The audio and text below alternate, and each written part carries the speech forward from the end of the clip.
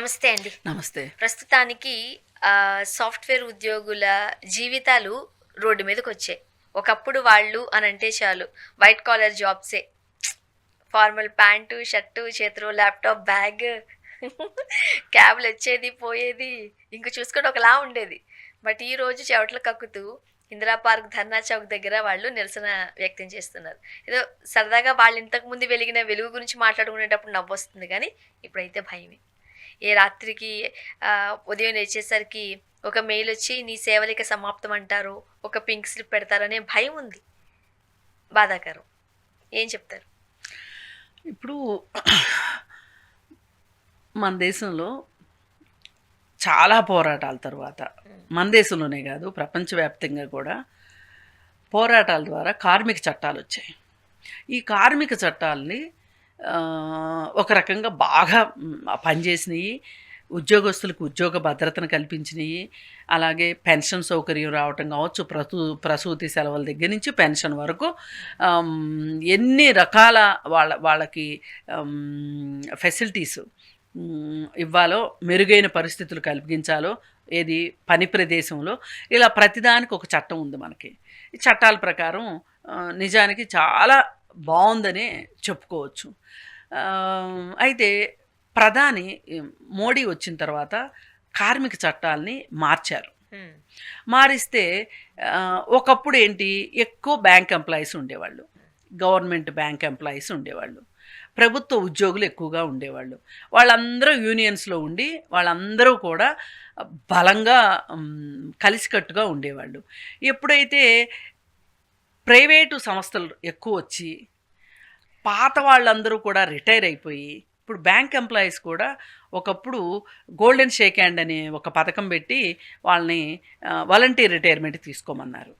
అలాగే బ్యాంకుల్ని విలీనం చేసేశారు. 3 బ్యాంకులను కలిపి ఒక బ్యాంక్ చేసేశారు. ఆ బ్యాంకులు వాళ్ళ శాఖలు తగ్గించుకున్నాయి. అలాగే ప్రైవేట్ బ్యాంకులు ఇబ్బడి ముబ్బడిగా వచ్చేసినాయి. మరి ఇవన్నీ జరిగినప్పుడు ఏమవుతుంది, ఉద్యోగస్తులకి సంఘాల్లో చేరే పరిస్థితి ఉండదు. పైగా వీళ్ళందరికంటే మేము అందరికంటే గనుడు ఆచంట గనుడు అన్నట్లు ఈ సాఫ్ట్వేర్ వాళ్ళు అసలు మాకు తీరికే ఉండదు, మాకు యూనియన్లు ఏంటి అనే పద్ధతిలో మాకంత అవసరం ఏముంది, ఆ అదనపు గంట కూడా మేము పనిచేసి మా యాజమాన్యాలను మెప్పిస్తే మాకు మెచ్చి మేకతోలు గొప్పుతారు అనే ఉద్దేశంలో సాఫ్ట్వేర్ వాళ్ళు ఉన్నారు. అయితే వాళ్ళు ఏ యూనియన్లు పెట్టుకోకుండా ఉన్నారు. ఉండేసరికి వాళ్ళకేమవుతుంది, వాళ్ళు అనుకున్నారు ఎల్లకాలం ఇలాగే నడుస్తుంది అని చెప్పి అనుకున్నారు. ఇప్పుడు వాళ్ళకి ఉద్యోగ భద్రత లేదు. ఓ పక్క ఆ మధ్య మనం ఒక సంవత్సరం క్రితం అనుకుంటా ఇన్ఫోసిస్ నారాయణమూర్తి గారు వారానికి 70 గంటలు పనిచేయాలి అన్నారు. ఇప్పుడు ప్రస్తుతం 48 గంటలు పనిచేస్తున్నాం సాఫ్ట్వేర్ వాళ్ళు. మన దేశంలో 48 గంటలు. ఎప్పుడన్నా ఒకసారి బాగా ప్రాజెక్ట్ ఉంది, చాలా అర్జెంటుగా ప్రాజెక్ట్ డెలివరీ చేయాలి అవన్నీ అన్నప్పుడు ఎప్పుడన్నా కొన్నిసార్లు కొంచెం ఎక్కువ గంటలు పనిచేసినా కానీ మామూలుగా సహజంగా 48 గంటలు పని. 48 పోనీ 50 వేసుకోండి. 50 గంటల నుంచి 70 గంటలు అంటే ఇంకో 20 గంటలు అంటే ఎలా కుదురుతుంది అసలు?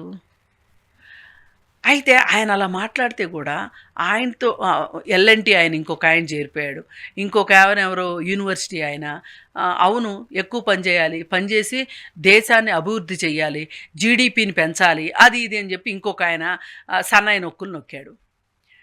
అయితే అప్పుడు మనం కూడా మాట్లాడుకున్నట్టున్నాం ఈ టాపిక్ మీద. ఎస్, పని చేస్తాం. మేం పనిచేసే పని ఎవరి ఆదాయాలు పెంచుతుంది? మా ఆదాయాలు పెంచుతాయి అంటే మేము పెంచేస్తాం అంతే.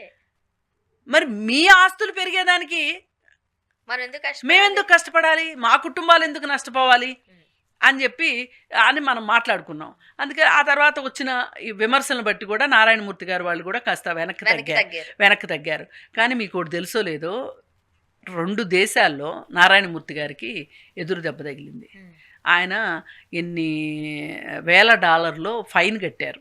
ఎందుకు అంటే వాళ్ళు ఎంప్లాయీస్ యొక్క పని గంటల గురించి సరి అయిన సమాచారం ప్రభుత్వాలకి ఇవ్వనందుకు కాను.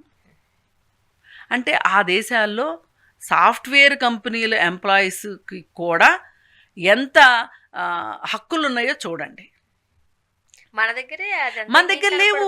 సాఫ్ట్వేర్ వాళ్ళు కూడా సాటర్డే సండే హాలిడే అంటారు కానీ ఫ్రైడే వరకు వాచిపోయేంత పని పని చేపిస్తారు. చేపిస్తారు, మన దగ్గర అయితే పొద్దుట సాయంత్రం కూడా ఉండదు. ఇంటికి వచ్చిన తర్వాత కూడా కాల్స్ వస్తూ ఉంటాయి మేనేజర్ నుంచి. కాల్స్ అదే ఫారిన్ కంట్రీస్ లో అయితే వన్స్ నువ్వు లాగౌట్ అయితే మళ్ళీ నువ్వు లాగిన్ అయినప్పుడే. అయితే కొంతమంది ఏంటి అంటే మనం ఉత్సాహంగా పనిచేస్తే మనకి అవార్డులు వస్తాయి, ప్రమోషన్స్ వస్తాయి అని చెప్పి చేసేవాళ్ళు కూడా ఉన్నారు. కొంతమంది వర్కహాలిక్స్ కూడా ఉన్నారు, నేను వాళ్ళ గురించి మాట్లాడట్లా. కానీ ఇంత చేస్తే, ఇంత చచ్చి చెడి పని చేస్తే నీ ఉద్యోగం ఎప్పుడు పోద్దో తెలియదు అన్న పరిస్థితి ఉన్నప్పుడు ఏంటి? ఆ ఉద్యోగ భద్రత లేదనే ఇవాళ ఇందిరా పార్క్ దగ్గర వాళ్ళు ధర్నా చేస్తున్నారు. మొన్న ఒక అమ్మాయి అదే కదండి, ఇంట్లో వాళ్ళకి బాగాలేదు, ఆమె మెడికల్ లీవ్ పెట్టుకున్నారంట, మెయిల్స్ పెట్టారంట, దానికి వాళ్ళు రెస్పాండ్ కాకపోగా కొంచెం హెల్త్ అంతా చూసుకుని ఇంట్లో వాళ్ళది ఆమె జాయినింగ్కి వచ్చినప్పుడు ఆమెని ఎప్పుడో తీస్తాం కదా అన్నారు. ఆమె ఆ రోజు మనం మాట్లాడుకున్నాం ఈ సంఘటన కూడా, అదే ఆఫీస్ ముందు కూర్చొని మౌన పోరాటం చేయలే. అవును, ఏదైనా ఇవన్నీ కూడా ఉద్యోగ భద్రత ఉన్నప్పుడు ఇవేమీ గుర్తురావండి. జీతాలు పెరుగుతూ ఉన్నాయి, ప్రమోషన్స్ వస్తున్నాయి, ఇలాంటివి లెక్క చేయరు అండి. మనకి కూడా మనం కష్టపడ్డ దానికి ప్రతిఫలం వస్తుంది అనుకోండి, గంట సేపు కాకపోతే 4 గంటలు ఏదైనా ఒక రోజు తప్పదు చేస్తే. ఇప్పుడు 6 గంటలకు వెళ్ళిపోవాల్సింది. ఇప్పుడు ఏమైంది, ఎవరు ఉద్యోగం పోద్దో అర్థం కావట్లేదు. అందుకని అందరూ ముక్కుముడిగా రోడ్డు మీదకి వచ్చారు. ఏదైనా ఒక యూనియన్ అనేది ఉండటం అనేది చాలా చాలా అత్యవసరమైన విషయము అని చెప్పి, ఒకప్పుడు యూనియన్లు అంటే ఆ యూనియన్ 4th క్లాస్ ఎంప్లాయీస్కో ఎవరికో ఉంటాయి యూనియన్లు అనుకునేవాళ్ళు, కార్మికులకి అని. వీళ్ళు ఎప్పుడు కూడా కార్మికుల్లాగా ఫీల్ కాల. ఇప్పుడు షర్ట్ కలరే మారుతుంది తప్పితే మీరు ఒక రకం పని చేస్తారు, నీట్ పని చేస్తారు, వాళ్ళు నాట్ పని చేస్తారు. కానీ ఎవరు చేసినా పనే. ఇద్దరికి యజమాని ఉంటాడు. ఆ పని వాళ్ళు నాటు పని చేయకపోతే మనం నీట్గా వెళ్ళలేని పరిస్థితి. నేను చెప్పాలనుకుంది ఏంటంటే, నాటు పని చేసినా నీటి పని చేసినా ఇద్దరికి యజమాని ఉంటాడు. యజమాని ఎక్కువ పని చేయించుకుని తక్కువ వేతనం ఇవ్వాలని చూస్తాడు. ఆ మధ్యలో గ్యాప్నే కదా కార్ల్ మార్క్స్ చెప్పింది అదనపు విలువ అని. ఆ అదనపు విలువను తీసుకొని ఆయన ఎక్కడెక్కడికో 37 అంతస్తులు ఇళ్ళు, 40 అంతస్తులు ఇళ్ళు కట్టుకోవట్లా మన దగ్గర. అట్లా కట్టుకుంటారు. ఒక్కొక్క కారు 5 కోట్లు, 10 కోట్లు, 12 కోట్లు కార్లు. పెళ్ళిళ్ళు జరిగితే ఇప్పుడు అంబానీ ఇంట్లో పెళ్లి జరిగితే 2000 కోట్లు ఖర్చు అయింది. ఏడాది నుంచి వచ్చిందమ్మా? ఎంతమంది శ్రమ దోపిడీ చేయకపోతే వచ్చింది ఆ డబ్బులు. ఇప్పుడు ప్రభుత్వ ఉద్యోగస్తులు అని అంటే వాళ్ళకు ఒక సెక్యూరిటీ ఉంటుంది, గవర్నమెంట్ జాబ్ అనేది. ప్రైవేట్ ఉద్యోగస్తులుగా సెక్యూరిటీ లేదు. బట్ వీటికి సెక్యూరిటీ కల్పించాల్సిన బాధ్యత ప్రభుత్వాలదే లేదా? ప్రభుత్వాలదే. మరి ఎక్కడ? అదే నేను అంటున్నా, ప్రభుత్వాలు బలంగా ఉండాలి. ఇప్పుడు వేరే దేశంలో నేను ఎగ్జాంపుల్ ఎందుకు చెప్పాను, నారాయణమూర్తి గారు ఇన్ఫోసిస్కి ఫైన్ ఎందుకు కట్టాల్సి వచ్చింది? వాళ్ళు వర్కర్స్ వైపు ఉన్నారు కాబట్టి. వర్కర్స్ వైపు లేరనుకోండి, వాళ్ళకి ఏదైనా సిఎస్ఆర్ ఫండ్ లాంటిది, ఇక్కడ సిఎస్ఆర్ ఫండ్ లాంటిది అక్కడ ఏదైనా ఫండ్ ఉందనుకోండి, ఆ ఫండ్ ఇచ్చేసాడు అనుకోండి. ఇప్పుడు 100 రూపాయలు ఫైన్ కట్టాలి అన్నప్పుడు 25 రూపాయలు ఫండ్ అడిగారు అనుకోండి, 75 రూపాయలు మనకు మిగులుతున్నాయి కదా అని 25 రూపాయలు చాలా సంతోషంగా ఇస్తాం. అది తేడా. అందుకని ఇప్పుడు ఈ ఉద్యోగస్తులు ఎవరైతే ఉన్నారో వీళ్ళందరూ ఒక యూనియన్ లాగా ఉండకపోతే కనీసం 3 నెలలైనా నా ఉద్యోగం ఉంటుంది అంటే 3 నెలల ముందు చెప్పారనుకోండి, ఇంకోటి ఏదో ఒకటి చూసుకుంటారు. ఇప్పుడు ఉద్యోగం 1,00,000 రూపాయలు వస్తుంది అనుకోండి, వెంటనే పిల్లల ప్లానింగ్ ఏంటి? సొంతలు కొనుక్కోవాలి, కారు కొనుక్కోవాలి, మంచిగా పెళ్లి చేసుకోవాలంటే వీళ్ళే డబ్బులు దాచుకోవాల్సిన పరిస్థితి. ఇలా రకరకాల ప్లాన్స్. మరీ ముఖ్యంగా ఇంజనీరింగ్ స్టూడెంట్స్ లో చాలా మంది లోన్స్ పట్టుకుని, ఎడ్యుకేషన్ లోన్స్ పెట్టుకుని వెళ్తారు. మరి లోన్ ఈఎంఐలు ఎవరు కడతారు? అవును, వాటి పరిస్థితి ఏదైనా. ఇక్కడ ఇంకొకటి ఏంటి అంటే, అసలు వాళ్ళు ఎందుకు ఉద్యోగాల్లోంచి తీసేస్తున్నారు అనేది కూడా ఆలోచించాలి.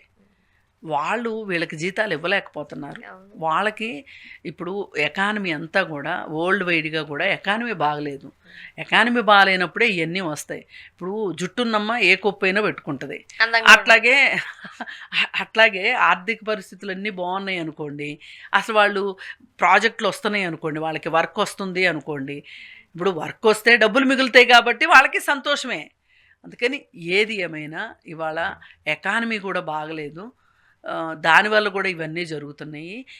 ఏది ఏమైనా సరే ఒక ఎంప్లాయీకి వాళ్ళ ఉద్యోగ భద్రతని ఇవ్వలేకపోతే గనక సంస్థలను నడపటం చాలా కష్టం. సంస్థలు నడపాలి అంటే కొంత త్యాగానికి వాళ్ళు సిద్ధమైతే వీళ్ళు కూడా సిద్ధమవుతారు. అరే అబ్బాయి పరిస్థితులు బాగాలేదు, మీకు 100 రూపాయలు జీతం ఇచ్చే దగ్గర నేను 70 రూపాయలే జీతం ఇస్తాను, కానీ మీ ఉద్యోగం ఉంటుంది అని మాట్లాడారనుకోండి, వీళ్ళు కూడా చేస్తారు. కూర్చోబెట్టి మాట్లాడారనుకోండి, అది వేరుగా ఉంటుంది. ఇప్పుడు వీళ్ళకి ఏంటంటే ఏంటి వీళ్ళు ఏం చేస్తారు, వీళ్ళకి ఏం తెలుసు అసలు. మళ్ళీ ఇక్కడ ఎవరైతే హక్కుల గురించి మాట్లాడతారో, ఎవరైతే నాకు అన్యాయం జరిగింది అని ప్రశ్నిస్తారో, ఆ ప్రశ్నే వీళ్ళని అక్కడికి తీసుకెళ్ళి కూర్చోబెట్టింది. అవును. దానికి కూడా మళ్ళీ మనం జంజీనే చెప్పుకోవచ్చు. అవును. Thank you. Thank you.